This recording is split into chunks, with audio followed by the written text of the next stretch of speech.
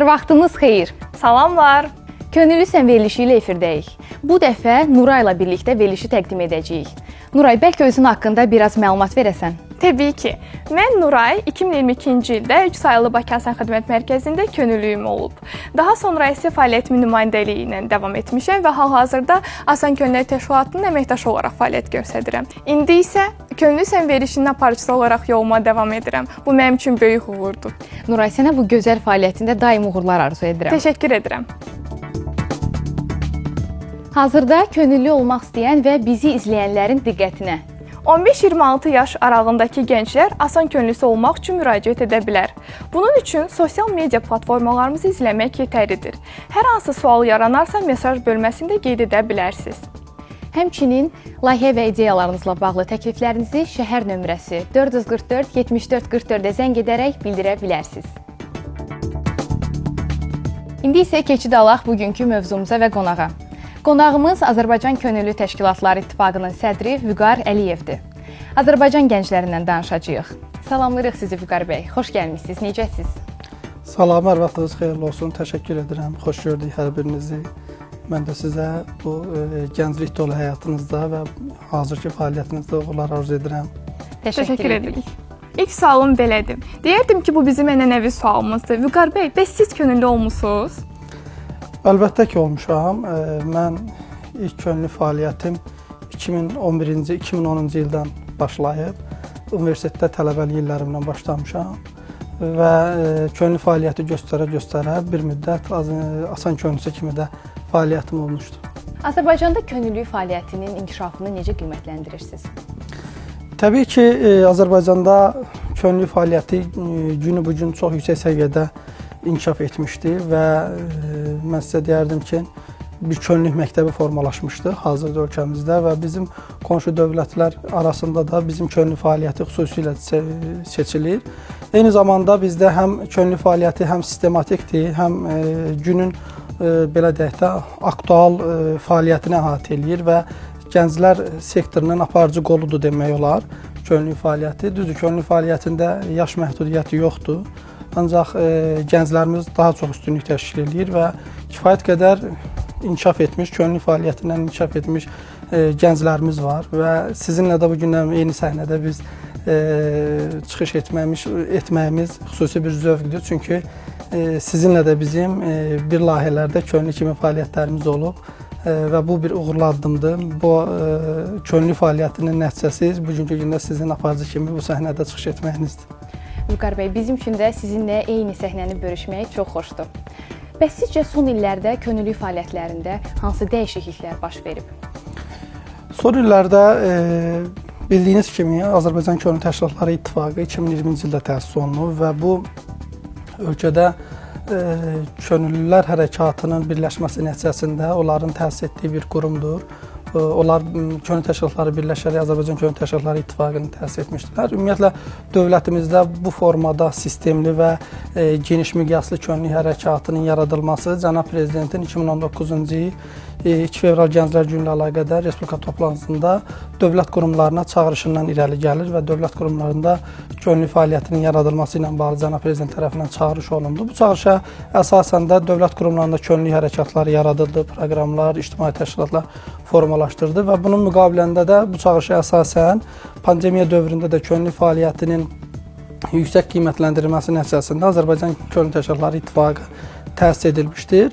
İttifaqın hazırda 30 dövlət qurumunun könüllü təşkilatını özündə birləşdirir və həqiqətən də bu gün üçün könüllü fəaliyyəti olduqca yüksək səviyyədə müxtəlif istiqamətlərdə fəaliyyət göstərir. Bu hazırda 30 dövlət qurumunda müxtəlif istiqamətlərdə fəaliyyət göstərən könüllülərin kifayət qədər inkişafı və kifayət qədər inkişaf mexanizmi var.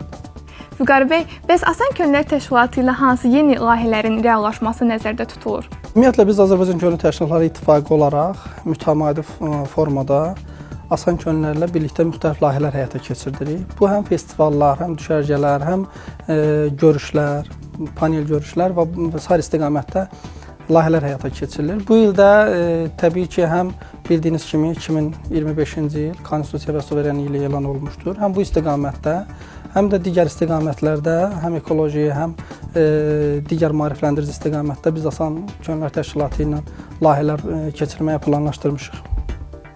Biz bilmək istərdik ki, bəs Azərbaycan Könüllü Təşkilatları İttifaqı QHT-lərlə, könüllü təşkilatları ilə hansı formada əməkdaşlıq edir və onların fəaliyyətini gücləndirmək üçün necə dəstəklər göstərir?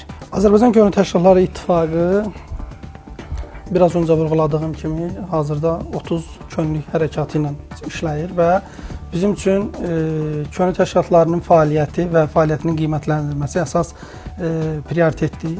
Bu istiqamətdə də biz İttifaq tərəfindən mütəmadi olaraq könüllü təşkilatların kadr potensialının artırılması və kadrların inkişafı istiqamətində könüllülərlə iş təlimləndirmə proqramları həyata keçirdirik.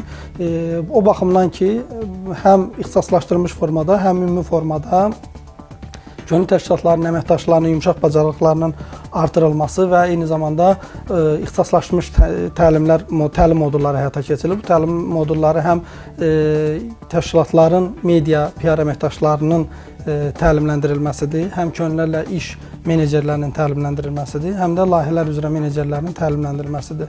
3 aydan bir həyata keçirilən layihədə il ərzində 4 dəfə həyata keçirilir ümumilikdə hər sahə üzrə və hər sahə üzrə də ixtisaslaşmış kadrların bir araya gətirilərək onlara müxtəlif təlimlərin keçirilməsi biz tərəfdən həyata keçirilir. Ümumiyyətlə Azərbaycan Könüllü Təşkilatları İttifaqı Mərkəzi Asiya dövlətlərinin Azərbaycan və Türkiyədə daxil olmaqla birgə qərarı ilə 2025-ci il üzrə Beynəlxalq Könüllülər Mərkəzinə sədrlik edir.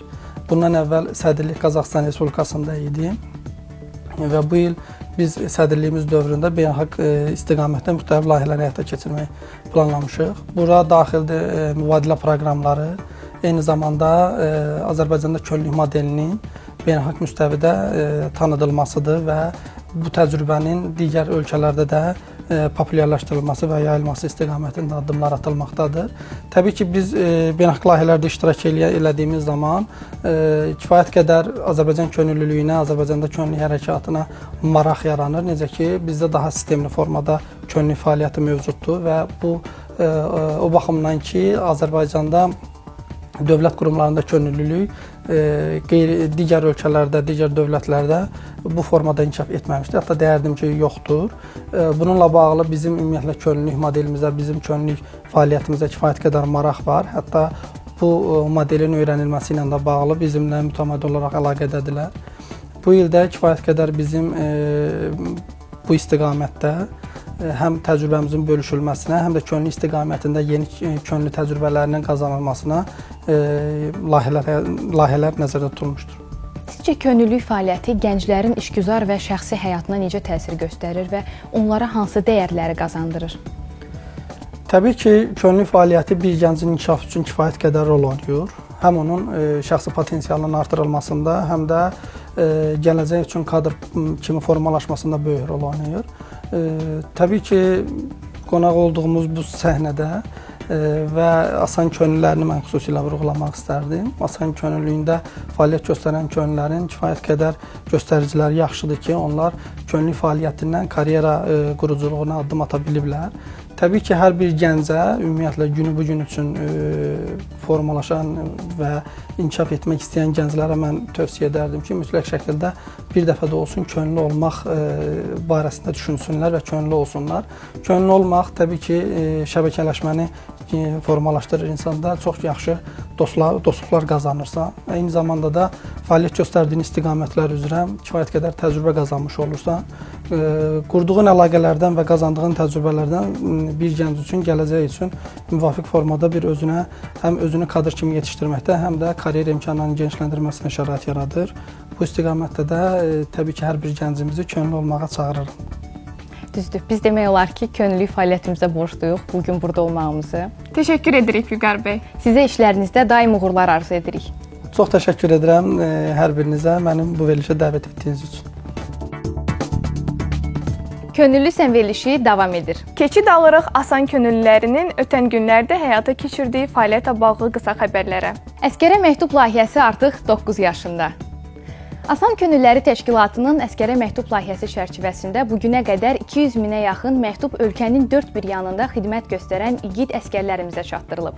İgid əsgərlərimizdə ruh yüksəkliyini artırmaq, Onlara mənəvi dəstək olmaq məqsədi ilə başladılan bu layihə artıq 9 ildir ki, fəaliyyətini müxtəlif istiqamətlərdə davam etdirir. Biz də buradan bütün qəhrəman əsgərlərimizə salamlarımızı göndəririk. Bir qədər regionlardakı könüllərimizin fəaliyyəti haqqında danışaq. Deməli, 2 aprel Dünya Autizm Məlumatlandırma Günü münasibətilə Mingəçevir Regional Asan Xidmət Mərkəzinin əməkdaşları Uşaq və Ailəyə Dəstək Mərkəzində autizmli yeniyetmələrlə görüşüb. Könüllərin də iştirakı ilə keçirilən tədbirin əsas məqsədi fərqli gənclərin cəmiyyətə inteqrasiyasına dəstək olmaqdır. Asan könüllərinin təşəbbüsü ilə tanınmış yazıcı, filosof, psixoloq Rövşən Abdullaoğlunun təqdimatında sosial medianın gənclərə təsiri mövzusunda görüş həyata keçirilib. Görüş zamanı sosial medianın gənclərin düşüncə və davranışlarına təsiri, bu dəyişikliklərin onların gələcəyinə mümkün təsirləri barədə geniş fikir mübadiləsi aparılıb. Bax belə əziz izləyicilər, daha bir könüllü sən verilişinin sonuna gəldik. Hər həftə könüllü səni izlə. Sən də bu hərəkatın bir parçası ol. Hələlik!